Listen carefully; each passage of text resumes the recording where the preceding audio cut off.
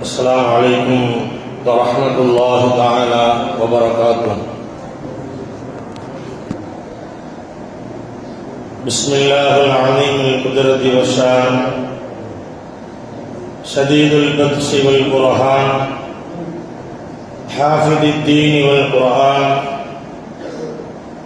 ما شاء الله كان وما لم يشأ لم يكن لا حول ولا قوة إلا بالله العلي العظيم. الحمد لله نحمده ونستعينه ونستغفره ونؤمن به ونتوكل عليه ونعوذ بالله من شرور أنفسنا ومن سيئات أعمالنا. من يهده الله فلا مضل له ومن يضلل فلا هادي له. ونشهد أن لا إله إلا الله وحده لا شريك له.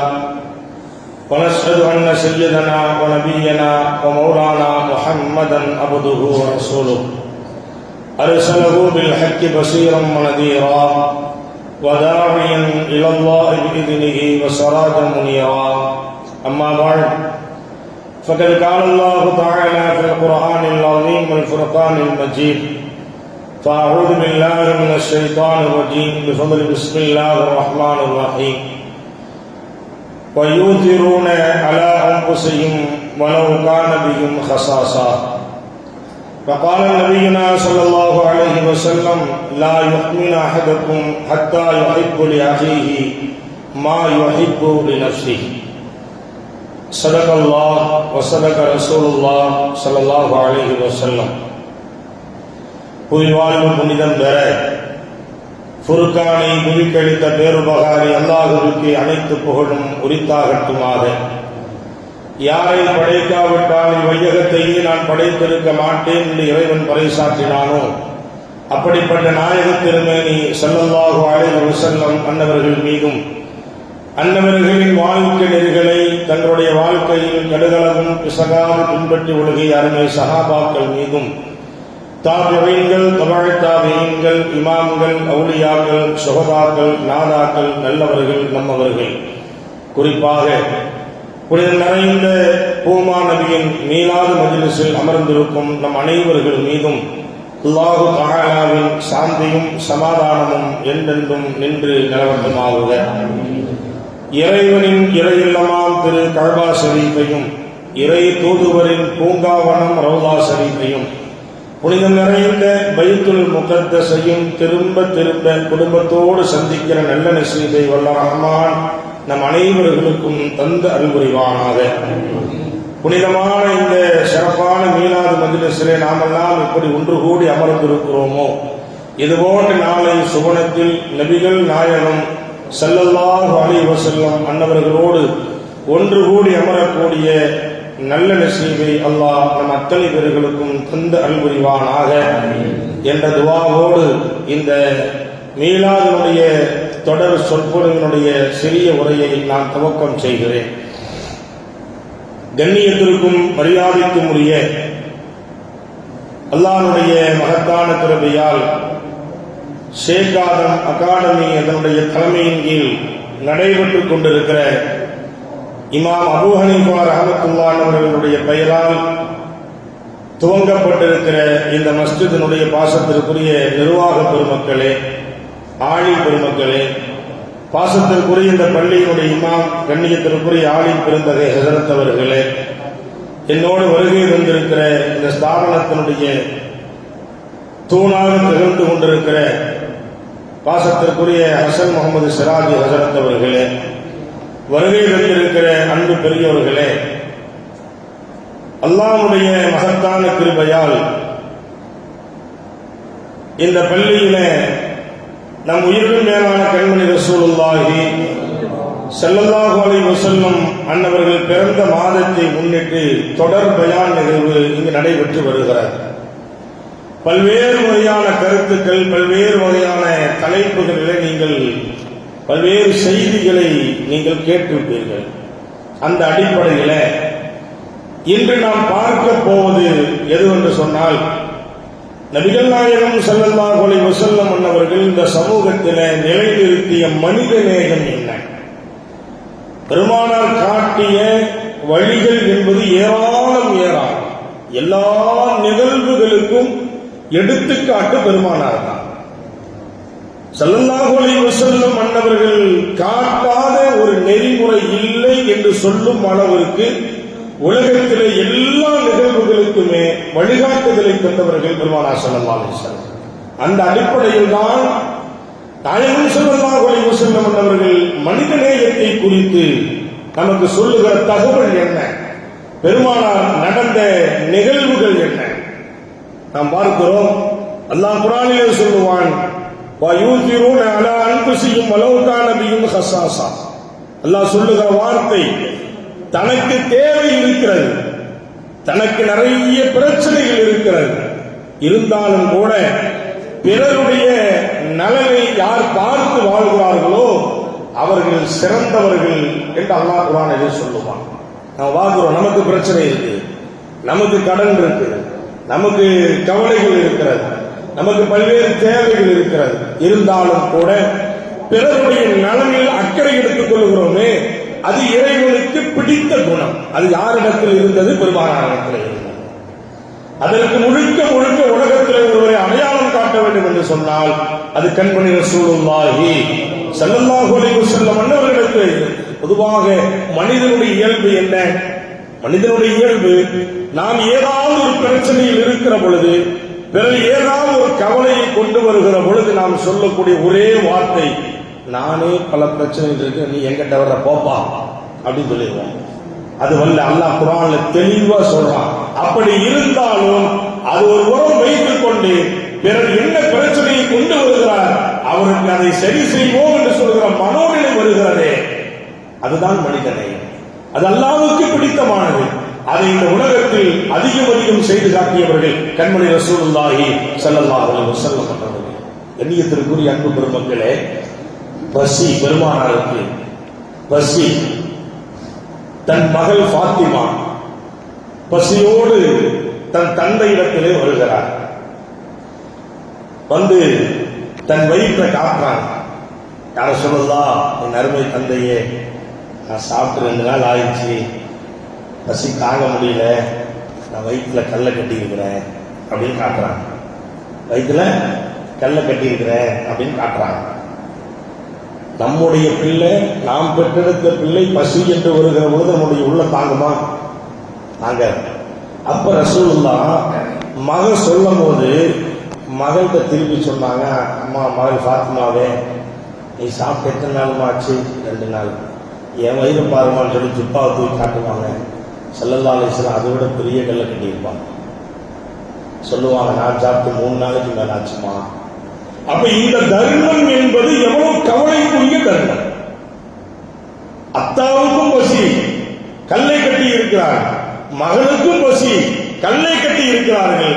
ஆனால் வேறு தோழர்கள் கவலை என்று வருகிற பொழுது அந்த இடத்தில் இருப்பதை அந்த தோழர்களுக்கு கொடுத்து அவர்களை சாப்பிட வைத்து அழகு பார்த்தவர்கள் பெருமானார் ஸல்லல்லாஹு அலைஹி வஸல்லம். இதுதான் ஆயத்து நமக்கு தருகிற பாடம். அது பெருமானாருக்கு மட்டும்தான் இருக்கும். நமக்கெல்லாம் தெரியும் அல்லவா, உஹதுடைய யுத்த களம். பெருமானாருடைய பல் ஷஹீதாக்கப்பட்டது, பல் ஷஹீதாக்கப்பட்டது, ரத்தம் ஓடிக்கொண்டிருக்கிறது. தோழர்கள், நபியவர்களுடைய மனைவிமார்கள் இதை சுத்தம் செய்கிறார்கள். ஆனா அந்த நேரத்தில் இவங்களுக்கு எதிராக நீங்க துவா செய்யுங்கன்னு சொல்ற நேரத்தில் அப்போ துவா செஞ்சாங்க. என்னதும் துவா செஞ்சாங்க, யா அல்லாஹ் அவங்க தெரியாம செத்துட்டாங்க, அவங்க மன்னிச்சிரு, அவங்க தெரிஞ்சிருவாங்க. இதுதான் பெருமானாருடைய மனிதநேயம். பெருமானார் பிறருடைய நலன்தான் அவர்களுக்கு அடித்தளமாக இருந்தது என்பதை நாம் எண்ணி பார்க்க கடமைப்பட்டிருக்கிறோம். அதனால்தான் பெருமானார் சொல்லுவார்கள், லா யுஹ்மினு அஹதுக்கும் ஹத்தா யுஹிப்பு லிஅஹீஹி மா யுஹிப்பு லினஃப்ஸிஹி. ஸல்லல்லாஹு அலைஹி வஸல்லம் சொல்றாங்க, தனக்கு எது விருப்பமா இருக்கிறதோ அதை தன் சகோதரனுக்கு விரும்பாத வரை அவன் மூமினாக முடியாது. தனக்கு எது பிடிக்கிறதோ அது பிறருக்கு கொடுக்கணும், சகோதரனுக்கு கொடுக்கணும். கொடுக்கலன்னு மூமின் இல்லைன்னு சொன்னாங்க ஸல்லல்லாஹு அலைஹி வஸல்லம். அது யாருக்கு கொடுக்கணும்னு ரசூலுல்லாஹ் சொன்னாங்க? இஸ்லாமியர்களுக்கு கொடுக்கணும்னு சொன்னாங்களா? கிறிஸ்தவர்களுக்கு கொடுக்கணும்னு சொன்னாங்களா? அல்லது வேறு சகோதர சமூகத்தை சேர்ந்தவர்கள் கொடுக்கணும்னு சொன்னாங்களா? யாரையும் அடையாளப்படுத்தவில்லை. மனிதன் என்ற ரீதியில் அவன் மதத்தால் வேறு விதமாக இருக்கலாம், மொழியால் அவன் பிரிந்திருக்கலாம், நிறத்தால் பிரிந்திருக்கலாம், எல்லாம் மாறி இருந்தாலும் மனிதன் என்ற ரீதியில் உனக்கு பிடிச்சத பேருக்கு கொடு, அப்பதான் நீ மூணு இல்லை, நீ மூமினாக முடியாது. என்ன வார்த்தை! சாதாரண வார்த்தையாது? ரசூலுல்லாஹ் சொன்ன வார்த்தை சாதாரண வார்த்தையாது? கண்ணியத்திற்குரிய அன்பு பெருமக்களே, மூமின் அதாவது முஸ்லிமுக்கு மட்டும் கொடுக்கணும் என்று பெருமானார் அடையாளப்படுத்தவில்லை, மனிதனுக்கு கொடுக்க வேண்டும் என்று அடையாளப்படுத்துகிறார் என்று சொன்னால் மனிதநேயத்தினுடைய மொத்த உருவமாக பெருமானார் திகழ்ந்திருக்கிறார். இதனாலதான் ரசூலுல்லாஹ் சொல்லுவாங்க, மக்களை இனத்தால் நீங்கள் பிரித்து பார்க்காதீர்கள், மொழியால் மக்களை நீங்கள் பிரித்து பார்க்காதீர்கள், நிறத்தால் மக்களை நீங்கள் பிரித்து பார்க்காதீர்கள், மனிதன் என்ற ரீதியில் மட்டுமே மனிதன் பிறரை பார்க்க வேண்டுமே தவிர பிரித்து பார்த்து நரகத்திற்குரியவனாக மாறிவிடாத என்ற எச்சரிக்கை பெருமானார் சொல்லுவார். பிரிச்சு பார்க்க உலகத்தில் எந்த தலைவனாவது சொல்லுவானா? உலகத்தில் எந்த தலைவனாவது உலகத்தினுடைய வரலாறுகளை புரட்டி பாருங்கள், உலகத்தில் தோன்றிய எத்தனையோ தலைவர்கள் இருக்கிறார்கள், ஒரு தலைவருடைய நாவலும் இந்த வார்த்தைகள் நடமாடி இருக்காது. அது பெருமானாருடைய நாவல் நடமாடிய வார்த்தை இது என்று சொன்னால் நாம் எண்ணி பார்க்கிறோம். அதான் பெருமானார் ஸல்லல்லாஹு அலைஹி வஸல்லம் மன்னித்தனேன். கண்ணியத்திற்குரியவர்களே, சொல்லுவாங்களா இல்லையா ரசூலுல்லாஹ், நம்மள தெரிஞ்ச வரலாறு தானே. பக்கத்து வீட்டுக்காரன் பசியோடு இருக்கும் போது நீ புசித்து வாழாதேன்னு சொன்னாங்க. பக்கத்து வீட்டுக்காரன் முஸ்லிமும் ரசூலுல்லாஹ் சொல்லல. பக்கத்து வீட்டில் யாரு வேணாலும் இருப்பார்கள், இந்துக்கள் இருப்பார்கள், கிறிஸ்துவர்கள் இருப்பார்கள், சீக்கியர்கள் இருப்பார்கள், யூத சமூகத்தைச் சேர்ந்தவர்கள் இருப்பார்கள், பௌத்த மதத்தைச் சேர்ந்தவர்கள் இருப்பார்கள், யாரு வேண்டுமானாலும் இருக்கலாம். பக்கத்து வீடு என்று மட்டுமே அடையாளப்படுத்தினார்கள் நம் உயிர் மேலான கண்மணி ரசூலுல்லாஹி ஸல்லல்லாஹு அலைஹி வஸல்லம் அவர்கள். எண்ணி பாருங்கள் கண்ணியத்திற்குரிய அன்பு பெருமக்களே, யார் இந்த மாதிரி சொல்லுவா? பக்கத்தில் இருக்கிறவன் பசியா இருக்கிறான பாரு, பார்த்து நீ சாப்பிடு, நீ இங்க நல்லா சாப்பிடுவேன், அவன் பசியா இருந்தாலும் வச்சுக்குவேன், நீ குற்றவாளி, நீ அல்லாஹ்வுக்கு பதில் சொல்லணும். மனிதநேயத்தை இந்த சமூகத்திற்கு எந்த அளவுக்கு அழுத்தமாக பெருமானார் பதிவு செய்திருக்கிறார்கள். சொன்னாங்களா இல்லையா ஸல்லல்லாஹு அலைஹி வஸல்லம், யாராவது நோய்வாய்ப்பட்டா அவங்க போய் நலம் விசாரிக்கணும்னு சொன்னாங்க. எந்த மதத்தை சேர்ந்தவங்க நோய்வாய்ப்பட்டா நலம் விசாரிக்கணும்னு சொன்னாங்க ரசூலுல்லாஹ்? சொல்லலையே. அப்படி பார்க்க முடியாது. அவர்கள் எந்த மதத்தை சேர்ந்தவர்களாக வேண்டாலும் இருக்கலாம், உடல் பாதிக்கப்பட்டிருக்கிறார்களா, நலம் விசாரிக்க செல்லுங்கள், அல்லாஹ் உங்களுக்கு ஆரோக்கியத்தை பரிசா தருவான். அவர்களுக்கு நலம் விசாரியுங்கள், அல்லாஹ் உங்களுக்கு ஆயுளை பலப்படுத்துவான். அவரிடத்தில் நலம் விசாரியுங்கள், அல்லாஹ் வறுமையிலிருந்து உங்களை பாதுகாப்பான். ரசூலுல்லாஹ் தர பரிசு அது. ஒரே வார்த்தை நன்மை நிறைய இருக்கு. ஒரு வார்த்தை, ஒரு ஆளுக்கு நோய் ஒரு ஆள் பாதிக்கப்பட்டிருக்கிறார், அவர் எந்த மதத்தை சேர்ந்தவனாலும் இருக்கலாம், என்னப்பா ஆச்சு, நல்லா இருக்கீங்களா, சரியாயிரும், ஆறுதல் வார்த்தை சொல்லிட்டு வந்தீங்கன்னு சொன்னா நமக்கு கிடைக்கிற பிரதிபலன் என்ன?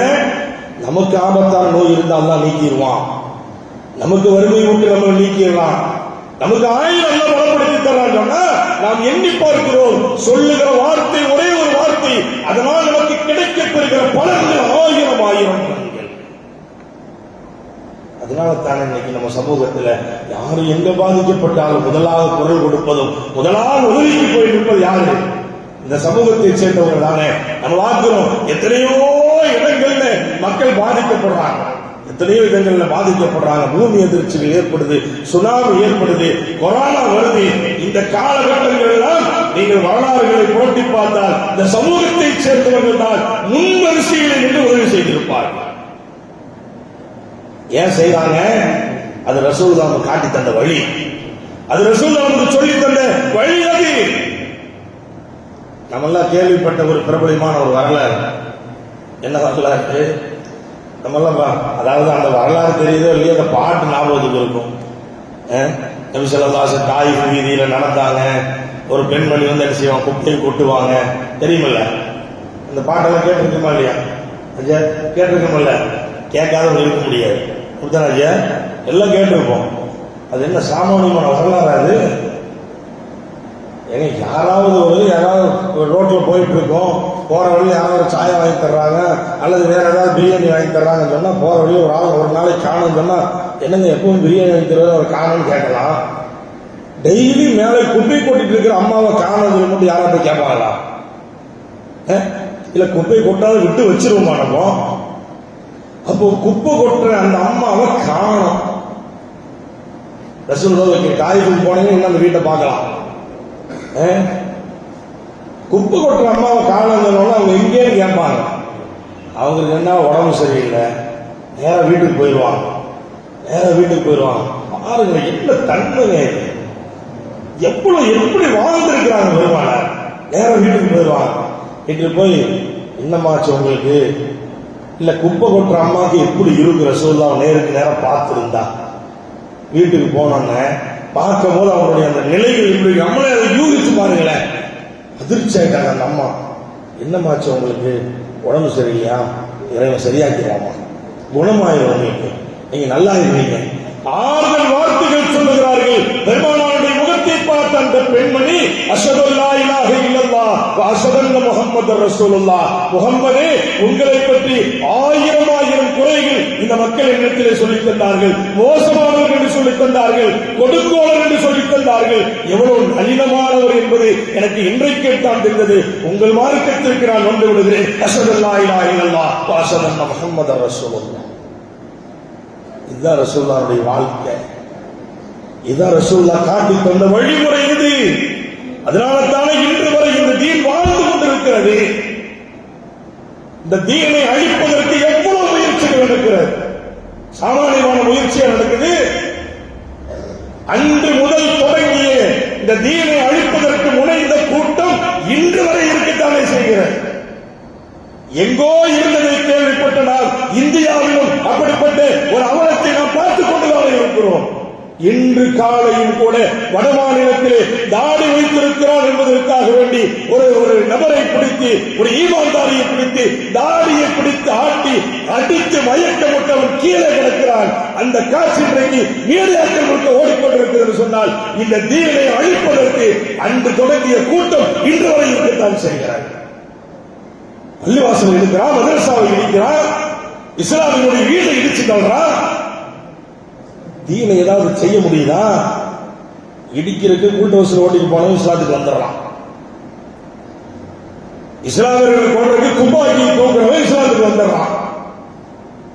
தீனை எதிர்த்து பிரச்சாரம் பண்றதுக்கு மேடையா பிரச்சாரம் செஞ்சவன் தீனுக்கு வந்துடலாம். இதுதான் இஸ்லாம். அவர்கள் ஒருவரும் இந்த மார்க்கத்தை அழிக்க முனைகிறார்கள். ஆனால் மார்க்கம் வளர்ந்து கொண்டே இருக்கிறது. அடிக்கிற நேரத்தில் கூட நம்ம ஆளுக்கு களிமா தாங்க வாயில வருது, வேற வரலையே. இந்த ஈமான வேற எங்க பார்க்க முடியுமா? இதைத்தான் பெருமானார் அன்று ஊட்டினார்கள், இன்று வரை ஹயாத்தோடு இருக்கிறார்கள். அழிக்க முடியாது. எத்தனை மஸ்தான் மோடி மஸ்தான் வந்தாலும் சரி ஒன்றும் பண்ண முடியாது. மார்க்கம் வளர்ந்து கொண்டுதான் இருக்கும். காரணம், பெருமானார் மற்றவர்களை நசுக்க வேண்டும், ஒடுக்க வேண்டும் என்ற முயற்சிகள் இந்த உலகத்திற்கு அனுப்பப்பட்டவர்கள் அல்ல. எல்லா மக்களும் வாழ வேண்டும், எல்லா மதத்தவர்களோடும் கைகோர்க்க வேண்டும், அண்ணன் தம்பிகளாக சகோதரர்களாக வாழ வேண்டும் என்ற வாழ்க்கையை சொல்லித் தருவதற்கு வந்தவர்கள் பெருமானார் ஸல்லல்லாஹு அலைஹி வஸல்லம். அவங்க ஒரு கூட்டத்தை அழிக்கணும்னு புறப்பட்டிருந்தாங்கன்னு சொன்னா இந்த மார்க்கம் இல்லாமல் போயிருக்கும். பெருமானார் எல்லா மக்களையும் அரவணைத்தார்கள், எல்லா மக்களையும் பெருமானார் அரவணைத்தார்கள். நம்ம பார்க்கிறோமா இல்லையா? ரசூலுல்லாஹ் அணிந்த ஜுப்பாக்கள்லேயே விலை உயர்ந்த ஜுப்பா எது அப்படின்னு கேட்டீங்கன்னா,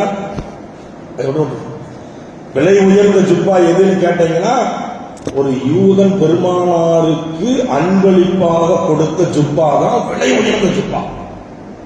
அதை ரசூலுல்லாஹ் அடிக்கடி அணிவாங்க. எதுக்கு தெரியுமா? அவனுக்கு சந்தோஷம் வரணும்னு அணிவாங்க.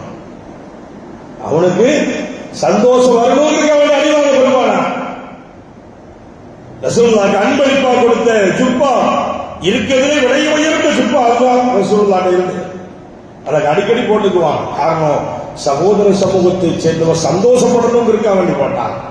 அதனால தாங்க அல்லாஹ் சொல்றான், லக்கது கான லக்கும் ஃபீ ரசூலில்லாஹி உஸ்வத்துன் ஹஸனா. பெருமானாரிடத்தில் அழகிய முன்மாதிரி இருக்குன்னு அல்லாஹ் சொல்றாதுன்னா சொல்லுவான். ஏங்க யுத்த களத்துக்கு போறோம், யுத்தம் எல்லாம் எப்படி நடக்கும்? இப்ப நம்ம பாக்குறோமா இல்லையா? இஸ்ரேலுக்காரன் என்ன பண்றான், அமெரிக்காக்காரன் என்ன பண்றான்? எல்லாம் தூங்கிட்டு இருக்கும்போது என்ன செய்வான்? மக்களுக்கு மத்தியில் குண்டை போடுவான். அவன் போடுறதெல்லாம் எங்க போடுவாங்கட்டா பள்ளிக்கூடத்துல போடுவான், மக்கள் நடமாடக்கூடிய இடத்துல போடுவான். ஏன்னா அவனுடைய லட்சியமும் என்ன கேட்டீங்கன்னா மக்களை அழிக்கணும். அதுதான், அதாவது பிணத்தின்னிகள் சொல்றோமா இல்லையா? அந்த மாதிரி மோசமானவன் அவன் குணாதிசயம் அந்த மாதிரி குணாதிசயம். பலஸ்தீனுடைய நிலைமை எந்த அளவுக்கு ஆக்கிட்டான் பாத்தீங்களா?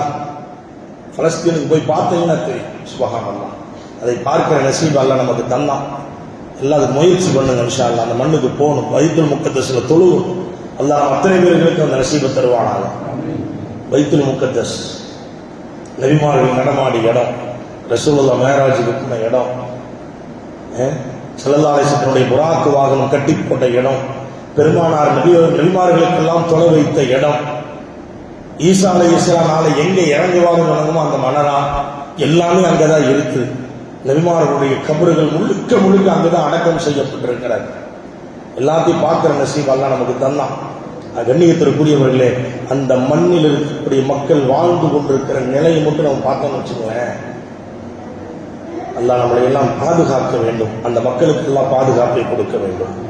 அந்த மக்களுடைய ஈமானி வழிபாடு இந்த உம்மத்திற்கு வர வேண்டும். இந்த உம்மத்திற்கு வர வேண்டும். ஒன்றும் இல்லை, நாங்கள் பைத்துல் முக்கத்தஸ் தொழுதுக்கு வழியில் வந்தோம். ஒருத்தர் பள்ளிக்கு வெளியில ஒரு கை இல்லை, ஒரு கை இல்லை, நிற்கிறார்.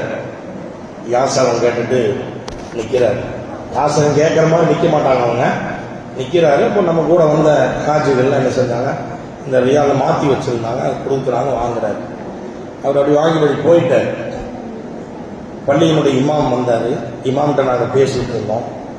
பேசும்போது அந்த இமாம் சொன்னார், போயிட்டு இருக்காரு தெரியுமா அப்படின்னு கேட்டார். ஆமாம் சொல்லுங்க அப்படின்னோம். அவருக்கு கை இல்லை, ஆனால் என்ன தெரியுமா அவருடைய நிலைமை, அவர் ஒரு இடத்த அந்த இமாம் எங்கள்கிட்ட காட்டுறாரு. இங்கிருந்து அது வரைக்கும் பாருங்களேன் அப்படின்னாரு. பார்க்குறோம். கிட்டத்தட்ட இங்கிருந்து அது வரைக்கும் என்ன செய்யறோம், அது வரைக்கும் காட்டுறாரு. இமாம் காட்டுறாரு. இமாமும் என்ன செய்யறாங்கன்னா காட்டுறாரு. என்னங்க அப்படின்னு கேட்டோம். அப்போ இந்த சொத்து முழுக்க அவரு தான். கிட்டத்தட்ட ஒரு 1/2 கிலோமீட்டர் வரைக்கும் இருக்கிற கட்டிடங்களை காட்டுறாரு. இது எல்லாமே அவரு தான். அவர்கள் போட்ட அந்த அணு ஆயுதங்களுடைய வெளிப்பாடு. இவர் மட்டுமே ஒரு குடும்பத்தில் தப்பிச்சிருக்கிறாரு, கை மட்டும் போச்சு. பாக்கி அந்த குடும்பத்தில் அத்தனை பேர் மூத்தாயிட்டாங்க. அவரோட சொத்துக்கள் அங்கே வச்சுட்டு தொழிலுக்கு வந்தவங்கள்ட்ட நின்று சாப்பிட்றதுக்கு வழி இல்லாமல் வாங்கிட்டு போறாரு. யோசனை செய்து பார்க்கிறோம். பாசத்துக்குரிய அன்பு பெருமக்களே, மனித இனத்தை எந்த அளவுக்கு கொன்று குவித்துக் கொண்டிருக்கிறார்கள் நாம் பார்க்க வேண்டும். ஆனால் நாயகம் ஸல்லல்லாஹு அலைஹி வஸல்லம் அவர்கள் யுத்தத்திற்கு செல்லுகிற தோழர்களுக்கு சொல்லுகிற வார்த்தை என்ன தெரியுமா? பெருமானார் சொல்லுகிற வார்த்தை என்ன தெரியுமா? நீங்கள் யுத்தத்திற்கு செல்லுகிற பொழுது செல்லுகிற பாதையில் எந்த சேதாரம் ஏற்படுத்தக்கூடாது, செடி கொடிகளை வெட்டக்கூடாது, கற்களை தூக்கி வீசக்கூடாது. யுத்தத்தை சந்திக்கிற பொழுது பெண்கள் இருந்தால் அந்த பெண்களை தீண்டக்கூடாது, குழந்தைகள் இருந்தால் குழந்தைகளுக்கு கொடுமை செய்யக்கூடாது, வயது முதிர்ந்தவர்கள் இருந்தால் அவர்களையும் வேதனை செய்யக்கூடாது என்ற உத்தரவாதத்தையும் உபதேசத்தையும் சொல்லிவிட்டுத்தான் யுத்தத்திற்கு பெருமானார் அனுப்புவார்கள். இது எவ்வளவு பெரிய மனிதனையோ, இது எவ்வளவு பெரிய மனிதனையோ நாம் யோசனை செய்து பார்க்கிறோம். பாசத்திற்குரிய அன்பு பெருமக்களே, நாயகம் ஸல்லல்லாஹு அலைஹி வஸல்லம் அவர்கள் மனித நேயத்தினுடைய மொத்த உருவமாக இந்த உலகத்திலே திகழ்ந்திருக்கிறார்கள். உலகத்திலே அந்த தலைவருக்கு நிகழ் அவர்தானே தவிர உலகத்தில் வேறு யாரும் கிடையாது, வேறு யாரும் கிடையாது. யாரையும் அடையாளப்படுத்த முடியாது. அத்தனை பேரும் 90% எல்லாம் சுயநலவாதிகள் தான். எல்லாரும் சுயநலவாதிகள். நம்ம கேட்கிறோம், ஒரு தலைவரை ஒரு அரசியலையோ அல்லது வேற எல்லாத்துலயோ ஒரு தலைவரை நம்ம முடிவு செஞ்சிருந்தோம் அப்படின்னு சொன்னா, எங்கேயாவது ஒரு வேலை இருந்துச்சு சொன்னா அந்த தொண்டர்களை வச்சு வேலை வாங்குவான். தலைவர் வேலை செய்வானா? தலைவர் வேலை செய்வானா? வேலை செய்ய மாட்டான். தொண்டர்களை வைத்து வேலை வாங்குவார்கள். ஆனால் பெருமானார் அப்படி இல்லை. எங்கெல்லாம் என்னென்ன வேலைகள் நடக்கிறதோ அங்கெல்லாம் பெருமானாரும் சேர்ந்து செய்வார்கள். கந்தக்கினுடைய யுத்தங்கள் நமக்கெல்லாம் தெரியும். அகல் தோன்ற வேலை பெருமானார் தன்னுடைய ஆடைகளை சுருட்டி வைத்துக் கொண்டு குழி நோண்டி இருக்கிறார்கள். பெருமானார் மண் சுமந்திருக்கிறார்கள், கல் சுமந்திருக்கிறார்கள், பட்டினி இருந்திருக்கிறார்கள். சஹாபாக்களோடு எல்லா வேலைகளையும் பரிமாறிக்கொள்ளுகிற சூழல் பெருமானாருக்கு இருந்தது. பிற மனிதன் அனுபவிப்பதை நாமும் உணரணுங்கிற தலைவர் தான் யதார்த்த தலைவர். அது ஸல்லல்லாஹு அலைஹி வஸல்லம் இடத்துல இருந்ததை நம்மால் பார்க்க முடிகிறது. நமக்கெல்லாம் தெரியும் கண்ணியத்துக்குரியவர்களே, காபாவுக்கு நீங்க உம்ராவுக்கு எல்லாம் போனீங்கன்னா, ஹஜ்ஜுக்கு எல்லாம் போனீங்கன்னா, ஹஜ்ஜுல் அஸ்வத் கல் ஒரு இடத்துல மேல வச்சிருப்பான். நபி அவர்களுக்கு நுபுவத்து கிடைப்பதற்கு முன்னால் பல கோத்திர தலைவர்கள் வாழ்ந்து கொண்டிருந்த காலகட்டம். அந்த நேரத்தில் அந்த கல்லை எடுத்து மேல வைக்கிறதுக்கு 4 கோத்திரத்தார்கள் சண்டை போடுறாங்க. நீண்ட வரலாறு சுருக்கமா சொல்றேன். 4 கோத்திரத்தார்கள் சண்டை போடுறாங்க. அந்த சண்டை எந்த அளவுக்குன்னா, நான் தான் எடுத்து வைப்பேன், எங்க சமூகம் தான் எடுத்து வைக்கும் சொல்லி சண்டை போடுறாங்க. கொஞ்சம் விட்டு இருந்தா பல உயிர்கள் போயிருக்கும். அந்த மாதிரி ஒரு சூழ்நிலை, பல உயிர்கள் போயிருக்கும். அந்த மாதிரி ஒரு இக்கட்டான சூழ்நிலையில அப்ப பெருமானார் ஸல்லல்லாஹு அலைஹி வஸல்லமுடைய அவங்களுடைய கருத்து கேட்கக்கூடிய பழக்கம் அன்றைக்கு அந்த அரபக மக்களிடத்தில், அந்த குஃபாரிடத்தில் இருந்தது. ரசூலுல்லாஹ்வுக்கு அல் அமீன் அஸ்-சாதிக், நம்பிக்கையாளர், உண்மையாளர் பட்டத்தை யார் கொடுத்தா? முஸ்லிம்களா கொடுத்தாங்க? இல்ல, குஃபார்கள் கொடுத்த பட்டம் தான் ரசூலுல்லாஹ்வுக்கு உண்மையாளர், நம்பிக்கையாளர் பட்டம். அப்ப ரசூலுல்லாஹ் எந்த அளவுக்கு இருந்திருப்பாங்கன்னு பாருங்க. அப்ப கேட்டாங்க. அப்ப அந்த இடத்துல சொல்லப்பட்டது, காலையில நேரம் யாரு இந்த காபாவுக்கு வர்றாங்கல்ல, அவங்க அந்த கல்லை தூக்கி மேல வச்சுக்கலாம் அப்படின்னு முடிவெடுக்கிறாங்க. மறுநாள் காலையில பாக்குறாங்க, யார் நேரமா வருவா? ரசூலுல்லாஹி ஸல்லல்லாஹு அலைஹி வஸல்லம் வந்தாங்க. அப்ப 4 கோத்திரத்தார்களும் 4 கோத்திரத்தினுடைய தலைவர்களும் அதை எடுத்து வைக்க முடியாது. இப்ப யாருமே எடுத்து வைக்கணும்? ரசூலுல்லாஹ் தான் எடுத்து வைக்கணும். என்ன செய்யறாங்க? ஒரு துண்டை விரிக்கிறாங்க. அந்த துண்டுல கல்லை தூக்கி வச்சுட்டு இந்த 4 கோத்திர தலைவர்களை கூப்பிட்டு 4 மூளையை பிடிச்சி துண்டை தூக்க சொன்னாங்க. அவங்க 4 பேர் தூக்குனாங்க, ரசூலுல்லாஹ் எடுத்து வச்சுட்டாங்க. எவ்வளவு இலகுவா பிரச்சனை முடிஞ்சது பாத்தீங்களா? இதுதான் பெருமானார் ஸல்லல்லாஹு அலைஹி வஸல்லம் அவர்களுக்கும் சங்கடம் ஏற்படல, யாருக்கும் பிரச்சனை இல்லை.